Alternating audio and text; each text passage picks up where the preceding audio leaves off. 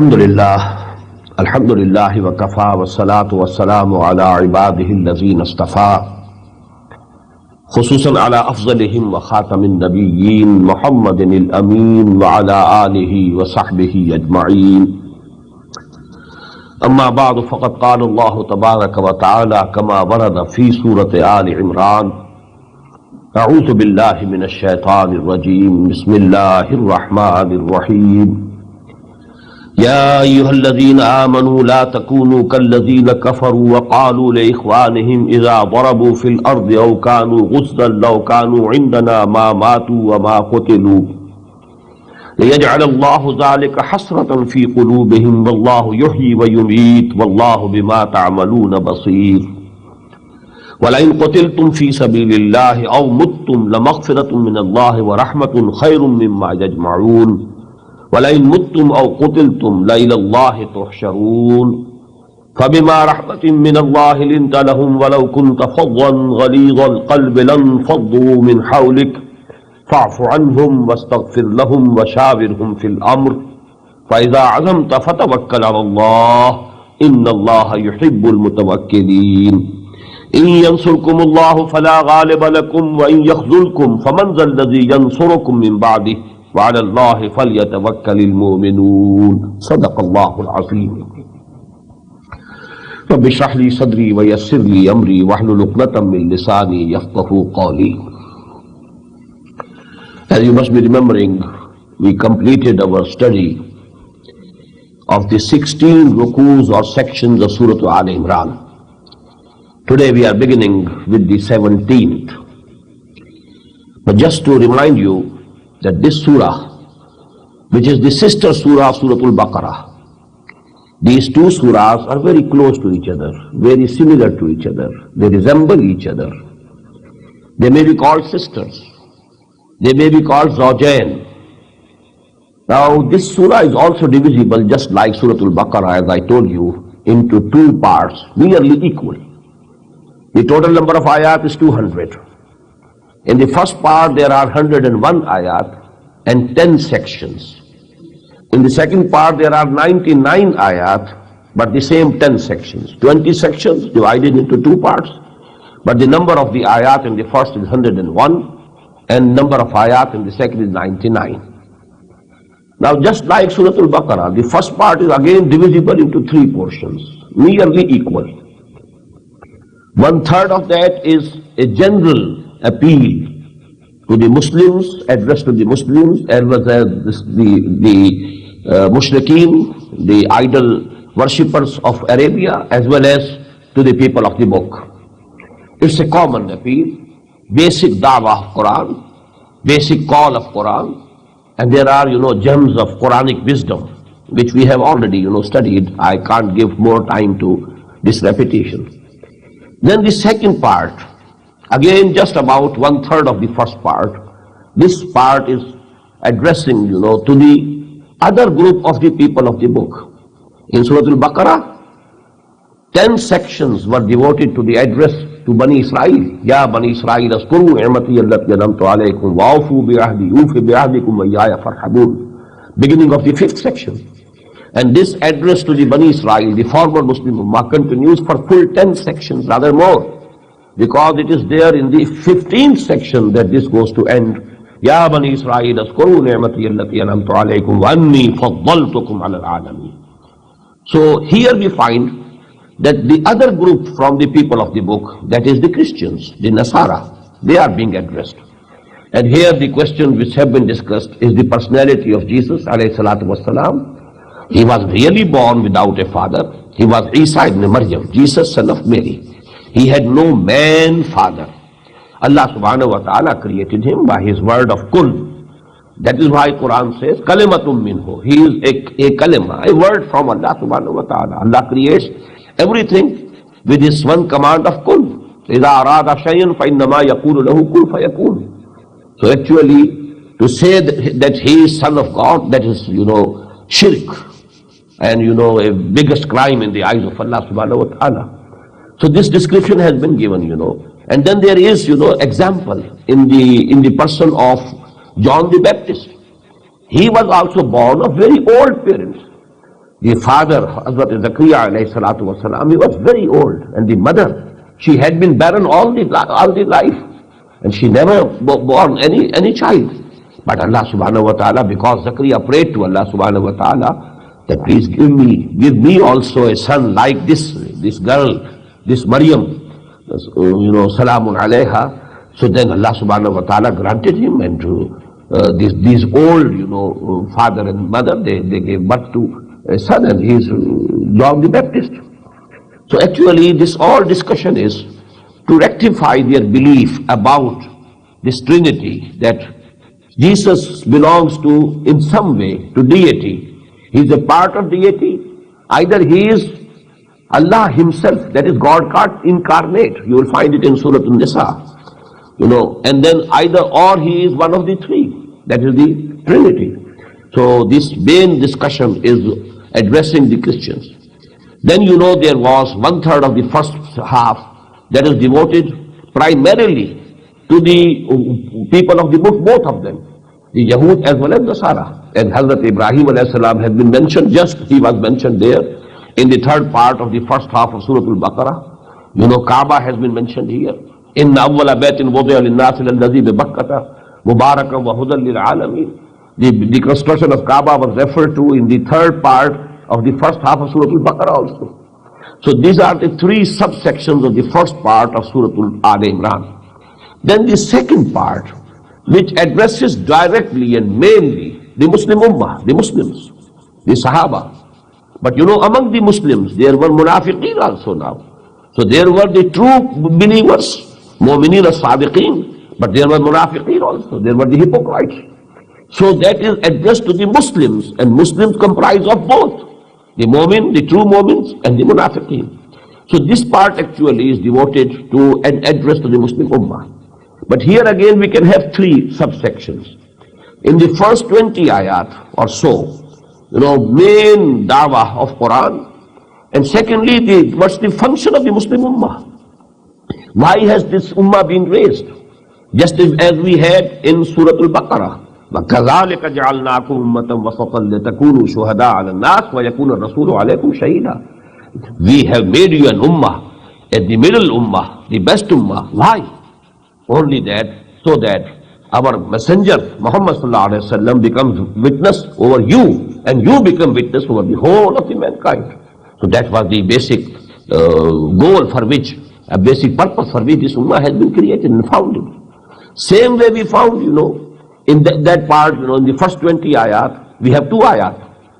Kuntum khayra ummatin ukhrajat lin-nas ta'muruna bil ma'ruf wa tanhauna 'anil munkar wa tu'minuna billah. You are the best ummah, and you have been raised for the humanity at large. Other nations, they live for themselves. You have to live for the humanity at large, for their good, for their welfare, so that you call them to Allah subhanahu wa ta'ala, you call them to the right path, you forbid them from whatever is wrong and unjust, and you bid them whatever is just and right. So that is the main function for which you have been formed in Ummah. وَكَذَلِكَ كُنْتُمْ خَيْرَ أُمَّةٍ أُخْرِجَتْ لِلنَّاسِ تَأْمُرُونَ بِالْمَعْرُوفِ وَتَنْهَوْنَ عَنِ الْمُنكَرِ وَتُؤْمِنُونَ بِاللَّهِ. And if the whole Ummah doesn't do this job, what to do? You create an Ummah within Ummah. Those of the Muslims who wake up from their slumber and sleep, and who have the understanding of their duty as Muslims, then they should join hands and become a smaller Ummah. As you say, party within party, a state within state. So an Ummah within Ummah. The greater Ummah is the whole Muslim people who believe in Muhammad sallallahu alaihi wasallam. They are the greater Muslim Ummah. Whosoever believes in Muhammad sallallahu alaihi wasallam and Quran and Tawheed, they belong, whether they are practicing Muslims or not, but they are part and parcel of the Ummah. But this Ummah, if it is not discharging the duties for which it was being raised, then some people have to take upon themselves the responsibility of discharging that duty. Otherwise the whole Ummah will be doomed. The whole Ummah will be punished, just as the former Muslim Ummah has been punished so many times in history. So actually for that, وَلْتَكُمْ مِنْكُمْ أُمَّةٌ يَأْمُرُونَ بِالْمَعْرُوفِ يَدْعُونَ إِلَى الْخَيْرِ وَيَأْمُرُونَ بِالْمَعْرُوفِ وَيَنْهَوْنَ عَنِ الْمُنْكَرِ وَأُولَٰئِكَ هُمُ الْمُفْلِحُونَ. Out of you there should be one Ummah, and that Ummah, وَلْتَكُمْ مِنْكُمْ أُمَّةٌ يَدْعُونَ إِلَى الْخَيْرِ, they should do three jobs. Number one, calling people to whatever is good. And the biggest good on the surface of the earth is the word of Allah, this Quran. هُوَ خَيْرٌ مِمَّا يَجْمَعُونَ. This is much precious and much better than all the things that you amass and you gather in this world. So this, to calling the people towards Quran, this is the first function of this party within party. The smaller ummah within the greater ummah of the Muslims, they should take upon themselves, number one, يَدْعُونَ إِلَى الْخَيْرِ دَعْوَى إِلَى الْخَيْرِ, calling the people to whatever is the most precious thing, and the most precious thing is this Quran. Number two, يَأْمُرُونَ بِالْمَعْرُوفِ, you command and bid the humanity, and then first of all you have to command it to the Muslims, the greater Muslim ummah.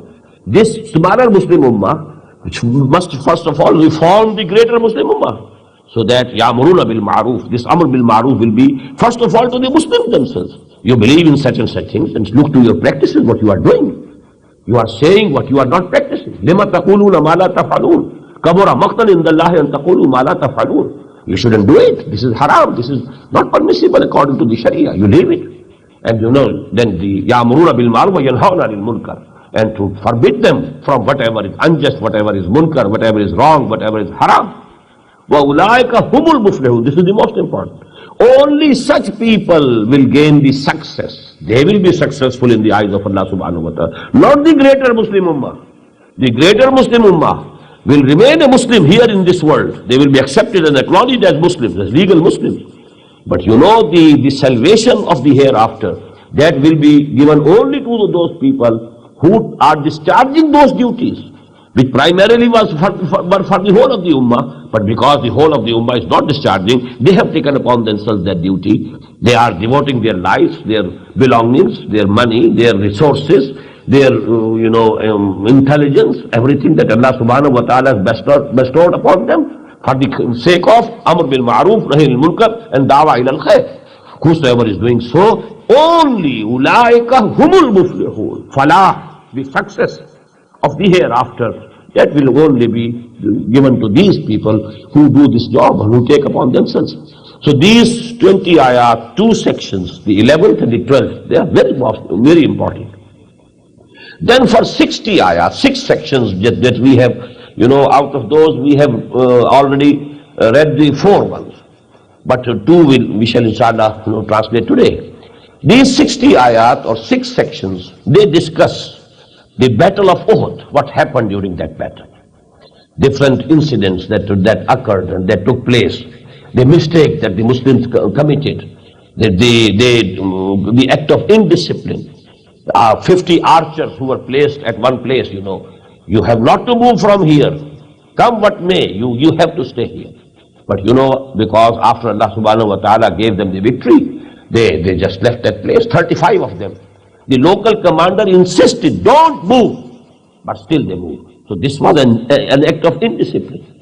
Although they might have, rationalized their action, that the Prophet had said to us that if we are all killed and you see that our corpses and our dead bodies, they are being eaten by the birds, even then you don't move from here. But here the condition was not of defeat, but the victory has come to the Muslims.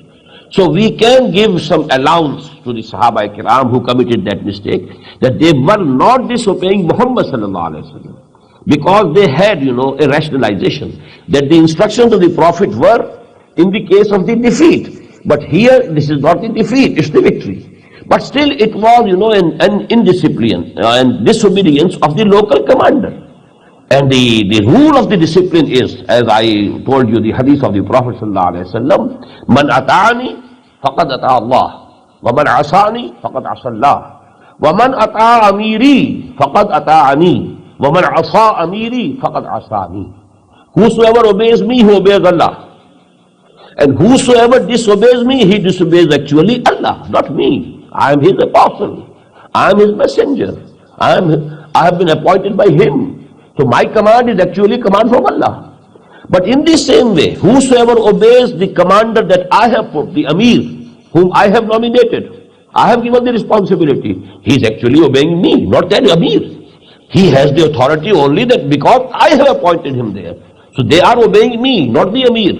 And if they don't disobey the Amir appointed by me, then they are disobeying me. So indirectly it was a disobedience to the Prophet also. But you know, that turned the whole thing.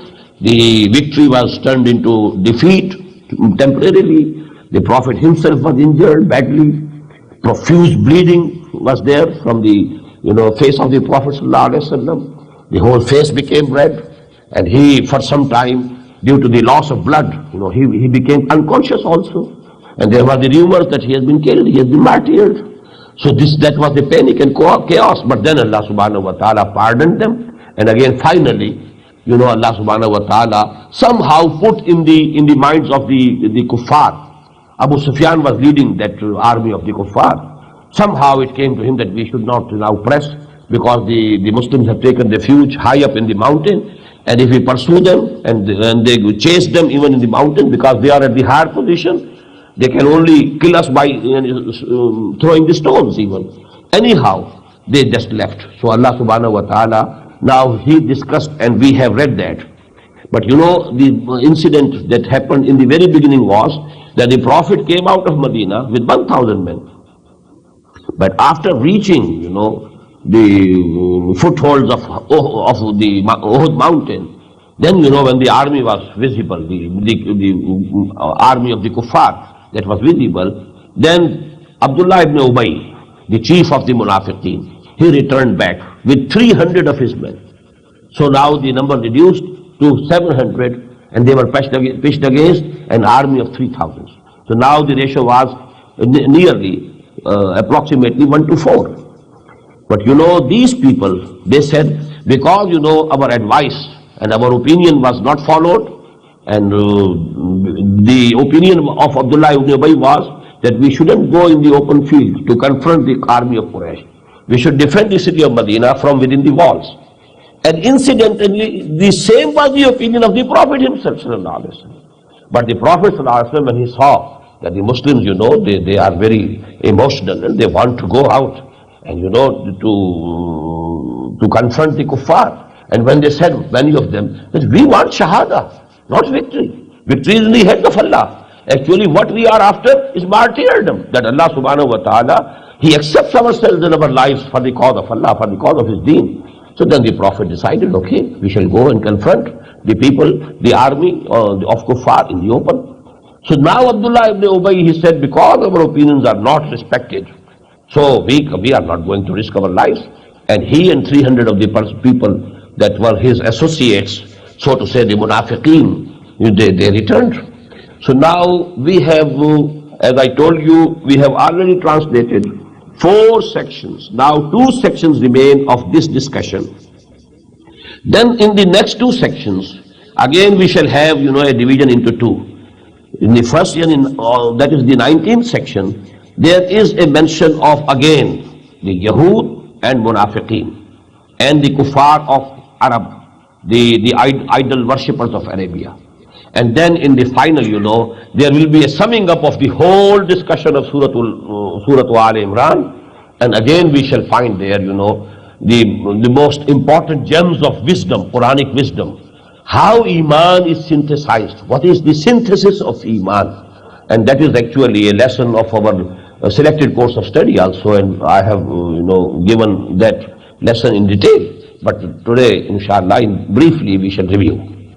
Now we begin with Ya ayyuhalladhina amanu la takunu kallazina kafaru wa qalu li ikhwanihim idha darabu fil ardi aw kanu ghuzzan law kanu indana ma matu wa ma qutilu. O you who believe or profess to believe, don't be like those who said about those brothers. When those brothers, they are journeying in the earth, or they are on some battle or war, they say about them, Law kanu indana ma matu. Had they been with us, had they not gone out for journeying, or had they not gone out to the battlefield, they might not have been killed. Ya ayyuhalladhina amanu la takunu. You don't be like those people. Kalladhina kafaru, who disbelieve actually. This is a disbelief in Allah subhanahu wa ta'ala. Because as we shall see in the later part of this ayah, life and death is in the hands of Allah subhanahu wa ta'ala. If the time has come according to the knowledge of Allah subhanahu wa ta'ala. Whether you are in a fortress, you will die. And if the time has not come, if you are just, in the middle of the battle, you will return safe. No harm will come to you. So actually, whosoever says, had he been here, he would not have died. Had he been with us here, he would not have been killed. So actually, this shows that they don't believe that the life and death are in the hands of Allah subhanahu wa ta'ala. They are not subject to these conditions, the worldly conditions, the external conditions, the apparent conditions. They are actually in the hands of Allah subhanahu wa ta'ala. He decides. Ya ayyuhalladhina amanu la takunu. You don't be like those kallazina kafaru, who have disbelieved and who don't have faith. They have shown that they don't have faith. They are actually the munafiqeen. They are in the background of this ayah also. وَقَالُوا لِإِخْوَانِهِمْ. And they said about those brothers, إِذَا ضَرَبُوا فِي الْأَرْضِ, who were out on a journey in this earth, أَوْ كَانُوا غُزًّا, or they went to some battlefield, لَوْ كَانُوا عِنْدَنَا مَا مَاتُوا, had they been with us, had they remained with us, مَا مَاتُوا, they would not have died, أَوْ وَمَا قُتِلُوا, nor they would have been killed or slain. لِيَجْعَلَ اللَّهُ ذَلِكَ حَسْرَةً فِي قُلُوبِهِمْ. And this is why, because Allah subhanahu wa ta'ala wants to make it an anguish in their hearts, so that they should have sighs and regrets. This is a pain in the heart. Allah, when a mu'min believes in Allah, whatever has happened is by His permission, by His leave. So actually, I give my whole matter in the hands of Allah subhanahu wa ta'ala. وَأَفَوَّضُ أَمْرِي إِلَى اللَّهِ إِنَّ اللَّهَ بَصِيرٌ بِالْعِبَادِ. Whatever has come from him, I accept it. So actually, but these people, because they don't have that iman, that it becomes an anguish, and now they have regrets. Wallahu yuhyi wa yumeet. Now this is actually the essence of iman. While actually the death and life is in the hands of Allah. It is Allah who gives life, and it is Allah Himself who causes death.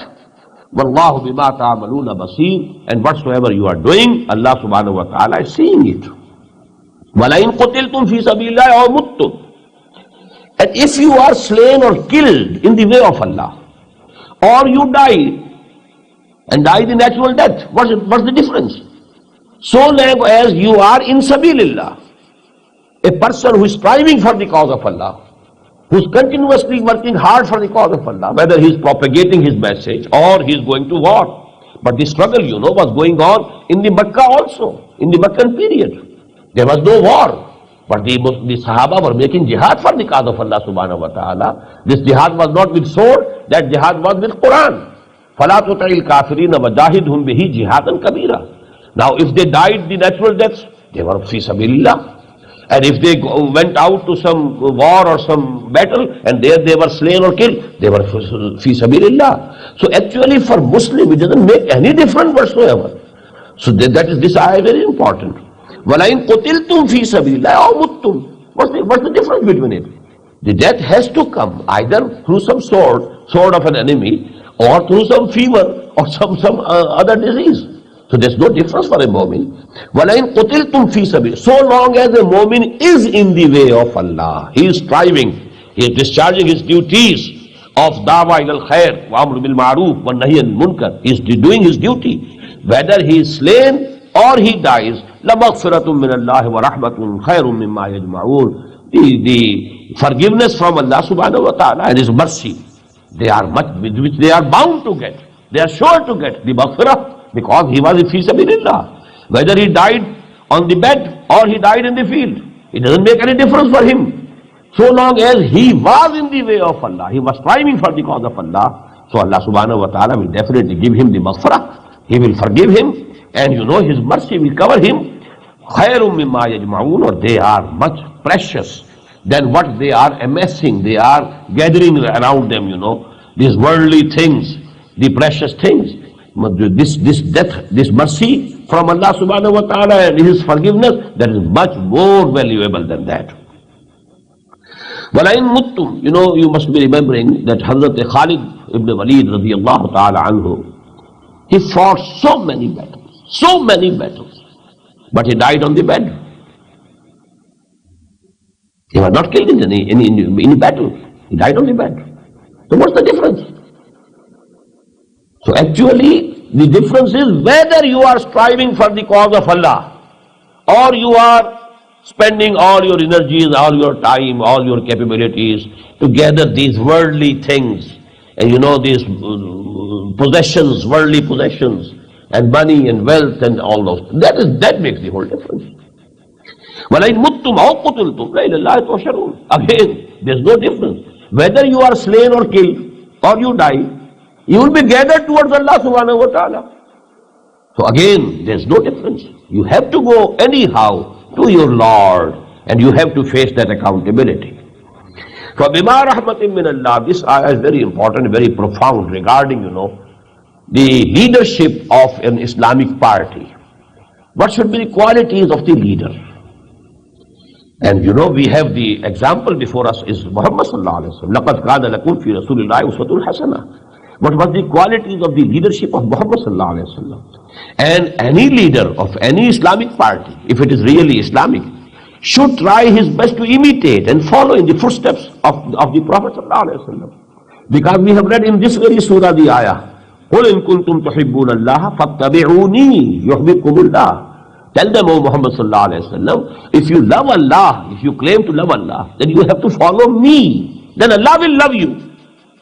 So actually the same thing here, that every leader, whether he is a big leader or a small leader, if there is a group of small certain people, there is a leader. And in a very big party, there is the overall leader. Then there are the leaders, local chapters have leaders. And so on, this goes on. This is in the sort of a branching. But what are the qualities of a good Islamic leader? فَبِمَا رَحْمَةٍ مِّنَ اللَّهِ لِنْتَ لَهُمْ. And it was by the mercy of Allah subhanahu wa ta'ala that you, O Muhammad sallallahu alayhi wa sallam, you are very lenient for your fellows Muslims. There should be leniency, not harshness. Every comrade or companion should feel that my leader, Muhammad sallallahu alayhi wa sallam, loves me. He holds me in high esteem. So that is the feeling that the leader should give to each one of the followers or the companions. فَبِمَا رَحْمَةٍ مِّنَ اللَّهِ لِنْتَ لَهُمْ. It's actually out of the mercy of Allah subhanahu wa ta'ala. He has, fashioned your personality in that way. He has given you that attitude, of inner attitude, that you are very lenient with your companions, with your comrades at arms. You are lenient. وَلَوْ كُنْتَ فَضًّا غَلِيظَ الْقَلْبِ. Had you been rude and harsh-hearted, لَنْفَضُّوا مِنْ حَوْلِكَ. They would have dispersed from around you. Because actually what keeps people together is the bond of love. Had you been rude, فَضًّا غَلِيظَ الْقَلْبِ, harsh of head, harsh of heart, harsh-hearted or hard-hearted, they would have dispersed from around you. فَاعْفُ عَنْهُمْ. Now you must do three things. فَاعْفُ عَنْهُمْ. Keep forgiving them. Mistakes will be committed by your companions. It's human to err. There will be errors, there will be mistakes. So you keep on forgiving them. فَاعْفُ عَنْهُمْ وَاسْتَغْفِرْ لَهُمْ. Not only that, you should keep on forgiving them. You should keep on asking from Allah subhanahu wa ta'ala His forgiveness for them. He should also forgive. Number 3, وَشَاوِرْهُمْ فِي الْأَمْرِ. And you include them in your consultations. That increases the confidence, mutual confidence. Our leader, whenever he has to decide something, he consults us. He asks us our opinion. He respects our opinion. So actually these 3 things, every leader, every Muslim leader should try to confirm as much as he can to follow in the footsteps of the Prophet ﷺ. And these are the commands of Allah subhanahu wa ta'ala to the Prophet himself.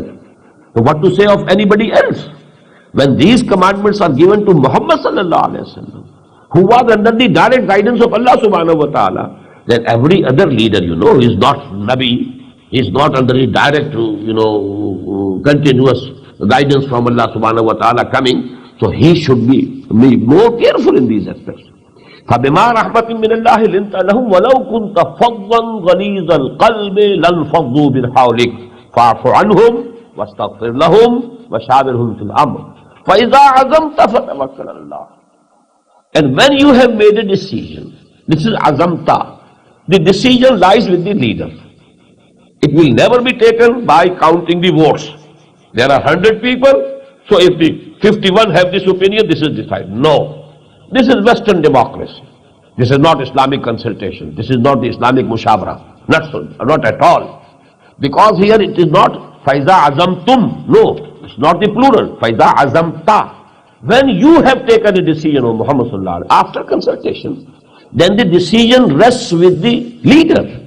It rested with Muhammad sallallahu alaihi wasallam. He was the leader at that time. He was the commander of the army at Badr and Uhud. So he had many positions. He was Nabi, Prophet. He was Messenger, Rasul. Then he was the head of the state.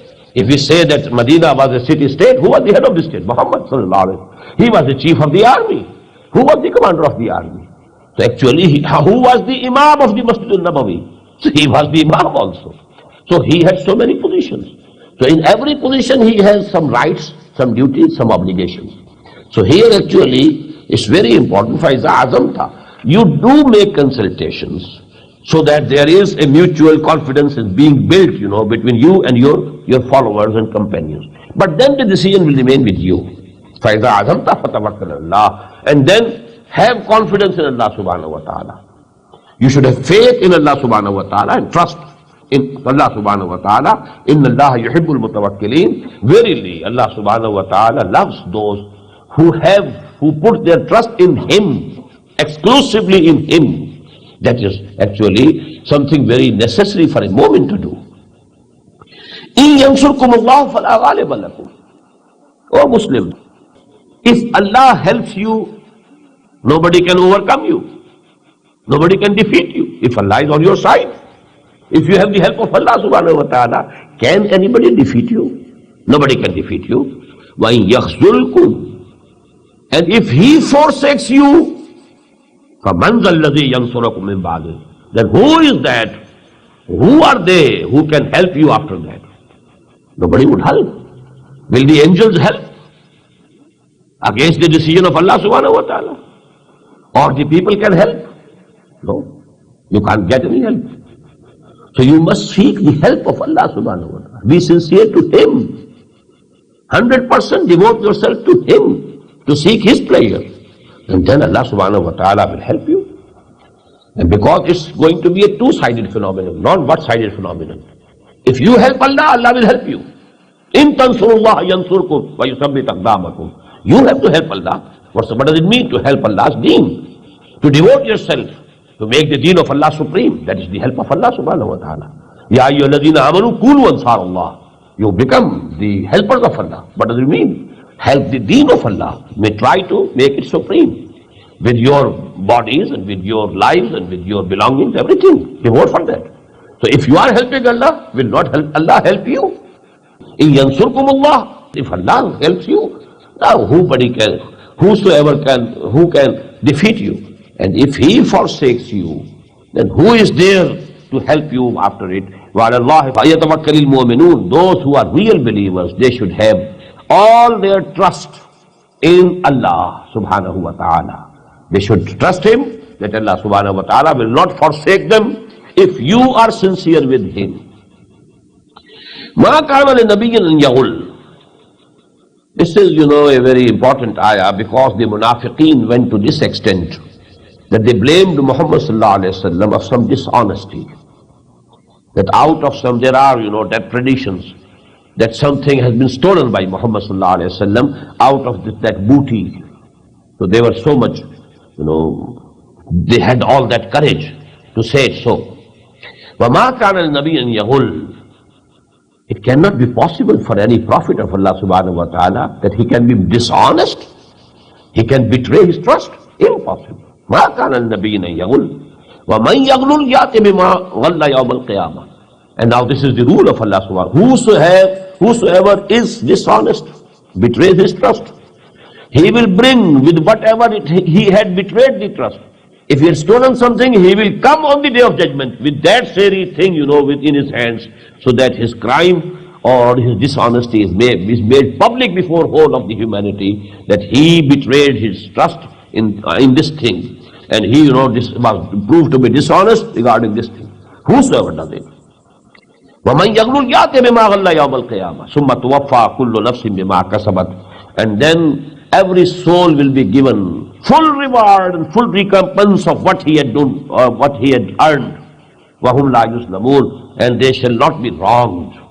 Nobody will be deprived of the results of his deeds. أَفَمَنِ اتَّبَعَ رِضْوَانَ اللَّهِ كَمَنْ بَاءَ بِسَخَطٍ مِنَ اللَّهِ وَمَأْوَاهُ جَهَنَّمُ وَبِئْسَ الْمَصِيرُ. So whosoever seeks and follows the pleasure of Allah subhanahu wa ta'ala, can he be equal to or similar to a person who is buying the wrath of Allah subhanahu wa ta'ala, who is incurring on himself the wrath of Allah subhanahu wa ta'ala? So they are وَمَأْوَاهُمْ جَهَنَّمُ, and their places, their abode is going to be hell, the fire of hell. وَبِئْسَ الْمَصِيرُ. And it is a very evil destination, a very bad place to return. So these are the two characters. One is devoting himself to get the pleasure of Allah subhanahu wa ta'ala.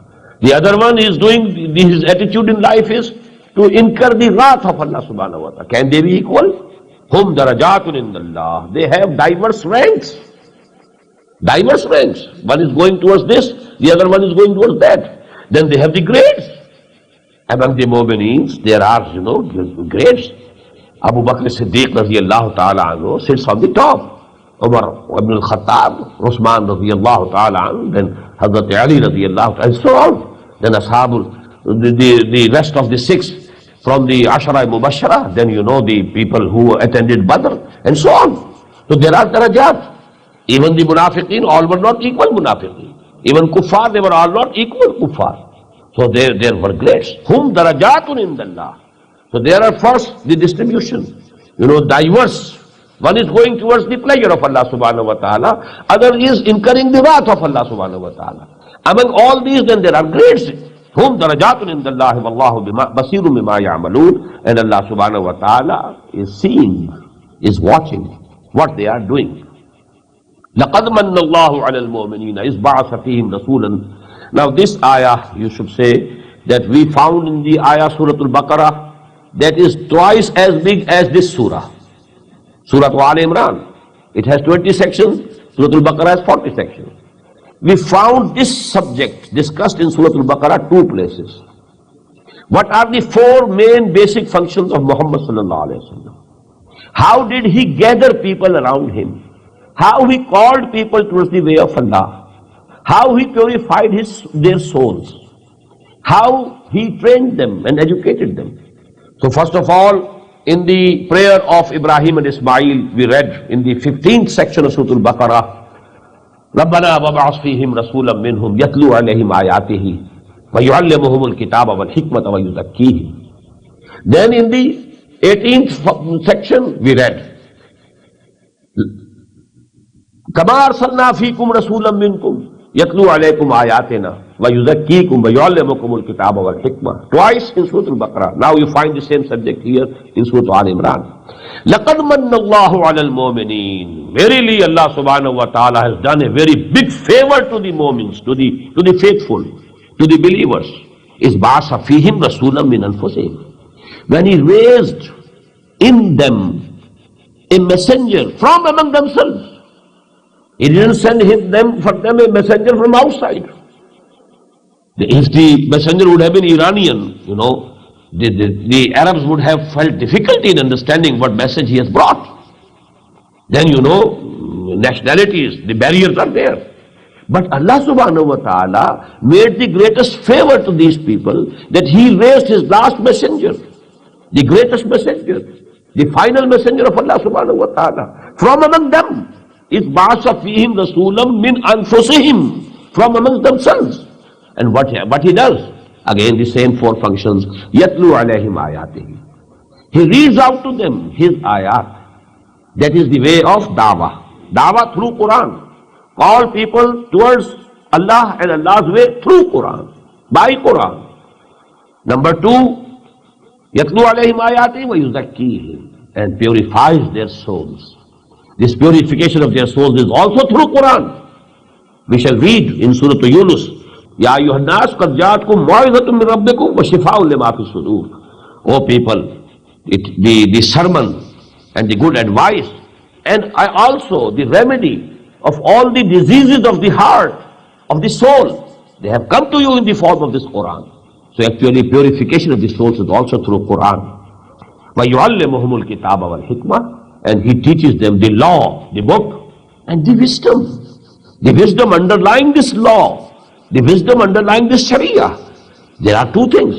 Ahkam, do this, don't do this. Then there is the wisdom underlying these ahkam. Why not to do it?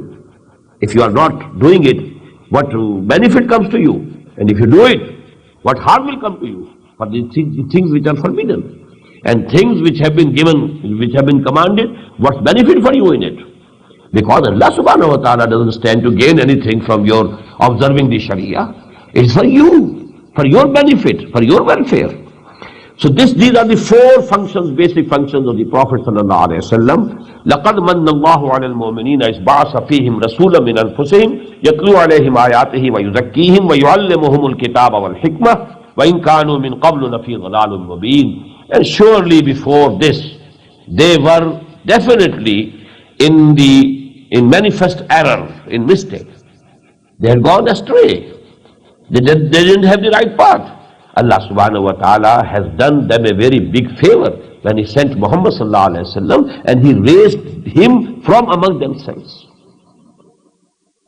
أَوَلَمَّا أَصَابَتْكُمْ مُصِيبَةٌ قَدْ أَصَبْتُمْ مِثْلَيْهَا قُلْتُمْ أَنَّا هَذَا قُلْ هُوَ مِنْ عِنْدِ أَنفُسِكُمْ. What if some disaster has befell you? Because 70 of the Sahaba, they were martyred. And many others were, injured in the battle of Uhud. If a disaster befell you at Uhud, then it means at Uhud, because this is all description of the events and the, a commentary on the events of Uhud. وَقَدْ أَصَبْتُمْ مِثْلَيْهَا, and you had inflicted your enemy twice that wound. Because at Badr, 70 were killed, another 70 were taken captives. So it amounted to double. Here 70 Muslims were martyred. Nobody was captive. Nobody could be taken captive by the kuffar or mushrikeen. But there at Badr, you had killed 70 of them, and another 70 you had taken as prisoners and captives. So actually you had inflicted on them, on your enemy, twice the infliction that has come to you. So what if you have been inflicted, if you have been given this injury, twice of which you have already given to your enemy, but you come to state, قُلْتُمْ أَنَّا هَذَا, you have started saying, where from has it come? Where from has it come? Is not Allah on our side? If He is on our side, how come? How this disaster? How this conflict, this infliction? So that is the question that was bothering many of the people. Then Allah subhanahu wa ta'ala answers, قُلْ هُوَ مِنْ عِنْدِ أَنفُسِكُمْ. Tell them, O Muhammad sallallahu alayhi wa sallam, it has come from your own selves. The detail has already come. لَقَدْ صَدَقَكُمُ اللَّهُ وَعْدَهُ. Allah had fulfilled His promise to you. إِسْتَحُسُّونَهُمْ بِإِذْنِهِ. When you were killing them, like anything. حَتَّى إِذَا فَشِلْتُمْ وَتَنَازَعْتُمْ فِي الْأَمْرِ. But when you were loosened, you loosened your discipline, and you quarreled about the matter, and your leader was saying, don't move from here, and you moved from there. But asaytum, and you disobeyed the leader, then Allah subhanahu wa ta'ala gave you this punishment. But it is from you, not from Allah subhanahu wa ta'ala. Qultum anna hadha. You are saying, from where has it come? Why should it come to us? When we are the people who believe in Allah, and Allah is with us. Qul, tell them, O Muhammad sallallahu alayhi wa sallam, huwa min indi anfusikum. It is actually the result of your own misdeed, your own error, your own mistake, your own commitment. Inna Allah ala kulli shayin qadir. Verily Allah subhanahu wa ta'ala has all the power. He could have condoned your mistake, but He didn't. Because there was a wisdom. He wanted to teach you a lesson. He wanted to differentiate between the true believers and the munafiqeen. If there is no test, no hardships are coming, all will be equally mu'mineen. It's actually the tests, the tribulations, which will divide and differentiate. That he is someone who has real belief, and he is someone who professes to believe, but he is not actually a believer. He doesn't have the real faith. That will come, in the next ayah. But Allah subhanahu wa ta'ala says, we are all powerful. We could have condoned. Nothing would have come to you. We could do it, but we didn't do it. And that was our decision. Why? The wisdom is coming in the next ayat. وَمَا أَصَابَكُمْ يَوْمَ الْتَقَى الْجَمْعَانِ فَبِإِذْنِ اللَّهِ. Again, repeating of the same thing. Whatever befell you, came on you and befell you on that day on which the two armies confronted each other, that was by the leave of Allah, by the izn of Allah, by the permission of Allah. Nothing happened without His permission. It couldn't have happened at all without His permission. No leaf of a tree can move without His permission. So how could 70 Muslims be martyred without the leave of Allah, without the permission of Allah? وَمَا أَصَابَكُمْ يَوْمَ الْتَقَى الْجَمْعَانِ فَبِإِذْنِ اللَّهِ. Why? وَلِيَعْلَمَ الْمُؤْمِنِينَ. And this was so. Allah subhanahu wa ta'ala wanted to make manifest who are the real Muslims, who stood fast, who were they who even after infliction of this wound, they remained faithful to Allah subhanahu wa ta'ala, and they remained faithful to His messenger and His apostle Muhammad sallallahu alayhi wa sallam. He wanted to make it manifest. وَلِيَعْلَمَ الَّذِينَ نَافَقُوا. And when the Muslims became manifest, now it was also clearly seen by people who were the munafiqeen. وَلِيَعْلَمَ الَّذِينَ نَافَقُوا. Now this is the division that has taken place. وَقِيلَ لَهُمْ تَعَالَوْا قَاتِلُوا فِي سَبِيلِ اللَّهِ.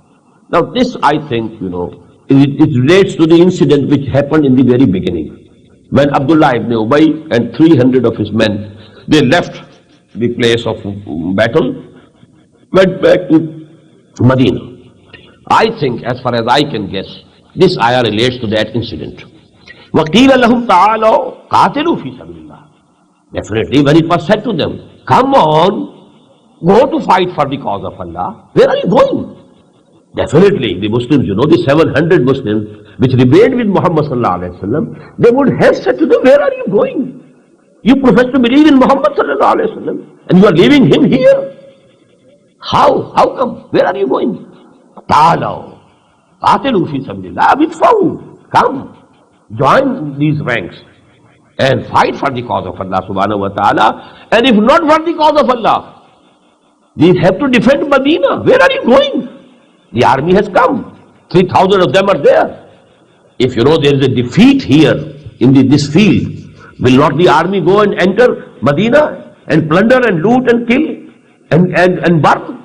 Whatever happens, after defeat. So these are two things here. Ta'alaw qatilu fi sabilillah bidfa'u. Come, where are you going? Come, fight for the cause of Allah. And if not for the cause of Allah, for your own cause, for defending Medina, bidfa'u. We have to defend. قَالُوا لَوْ نَعْلَمُ قِتَالًا لَاتَّبَعْنَاكُمْ. They said, we don't think that there is going to be any war, any battle. What does it mean?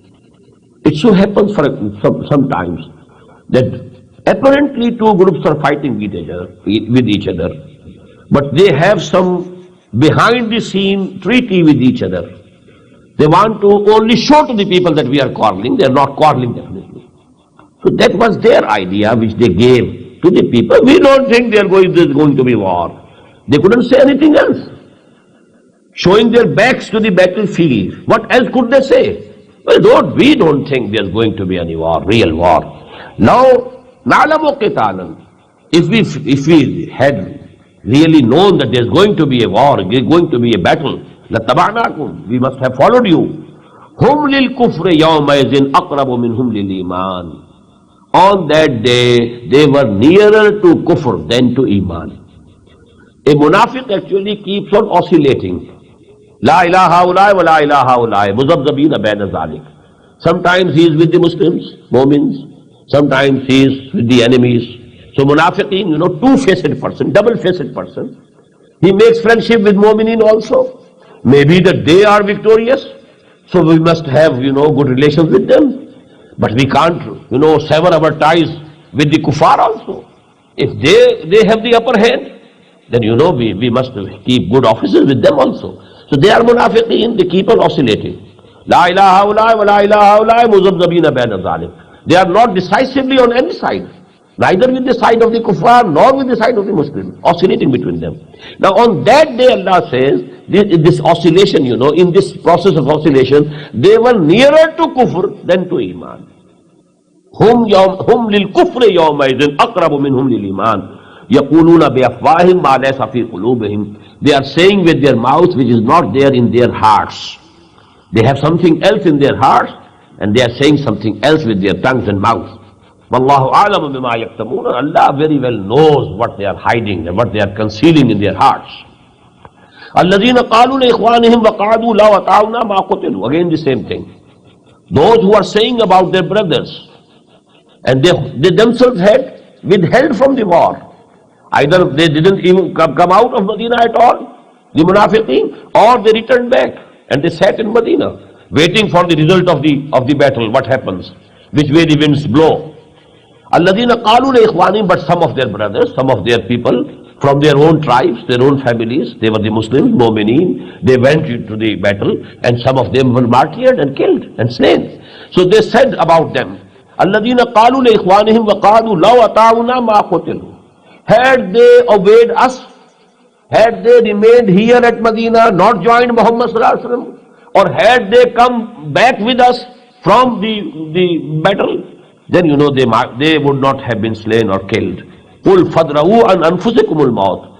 Say to them, O Muhammad sallallahu alaihi wasallam, so you avert that from your own selves if you can, if you in kuntum sadiqeen, if you are truthful, if you are whatever you are saying is true. Even here in Medina, you might be killed. Even here at Medina, you might be, you might die. Maybe some roof, comes on your heads and you die. Maybe there's some fever and you die. So if they were with us, they would not have been killed. If that is the case, then it means that you have this matter of life and death in your own hands. You can control your death. You can save yourself from death. You can't do it. وَلَا تَحْسَبَنَّ الَّذِينَ قُتِلُوا فِي سَبِيلِ اللَّهِ أَمْوَاتًا. Again, please note the ayah in Surah Al-Baqarah. وَلَا تَقُولُوا لِمَنْ يُقْتَلُ فِي سَبِيلِ اللَّهِ أَمْوَاتًا بَلْ أَحْيَاءٌ وَلَكِنْ لَا تَشْعُرُونَ. Here you have this very subject in a more, forceful manner. وَلَا تَحْسَبَنَّ الَّذِينَ قُتِلُوا فِي سَبِيلِ اللَّهِ أَمْوَاتًا. Never think about those who have been killed or slain in the way of Allah subhanahu wa ta'ala that they are dead. Bal ahyaun, no, they are living, they are alive. In the Rabbihim yurzaqoon, they are with their Lord and they are having their sustenance and provision from Him. Farihina bima ataahu Allahu min fadlihi, and they are very, very happy, they are rejoicing with whatever Allah subhanahu wa ta'ala has given them out of His bounty. وَيَسْتَبْشِرُونَ بِالَّذِينَ لَمْ يَهْلَقُوا بِهِمْ, and they are happy for the sake of those mu'mineen sadiqeen, true believers, who have not joined them up till now. لَمْ يَلْحَقُوا بِهِمْ مِنْ خَلْفِهِمْ. They are there, they are awaiting their time when Allah subhanahu wa ta'ala accept them also as martyrs. They are waiting for them. The day if they also come, Allah khawfun alayhim wa lahum yahzanun, there will be no fear upon them, and they will not have to grieve any more in any case. So this, Allah subhanahu wa ta'ala has given us this. So maybe our brothers, they are waiting for that. We will find in Surah Ahzab, the same words. فَمِنْهُمْ مَنْ قَضَى نَحْبَهُ وَمِنْهُمْ مَنْ يَنْتَظِرُ. There are from among these mu'mins who have, given their lives and who have fulfilled their covenant with Allah subhanahu wa ta'ala. And there are the others who are waiting for their time, for their chance to come. وَمِنْهُمْ مَنْ يَنْتَظِرُ. And they are waiting for the same thing. فَرِحِينَ بِمَا آتَاهُمُ اللَّهُ مِنْ فَضْلِهِ وَيَسْتَبْشِرُونَ بِالَّذِينَ لَمْ يَلْحَقُوا بِهِمْ مِنْ خَلْفِهِمْ أَلَّا خَوْفٌ عَلَيْهِمْ وَلَا هُمْ يَحْزَنُونَ يَسْتَبْشِرُونَ بِنِعْمَةٍ مِنَ اللَّهِ فَضْلٍ. They are rejoicing with the blessings of Allah subhanahu wa ta'ala and His bounties. وَأَنَّ اللَّهَ لَا يُضِيعُ أَجْرَ الْمُؤْمِنِينَ. And because Allah subhanahu wa ta'ala doesn't waste the reward of those who are true mu'mins. अक़ूलु क़ौली हाज़ा वस्तग़फ़िरुल्लाह ली व लकुम व लिसाइरिल मुस्लिमीन वल मुस्लिमात।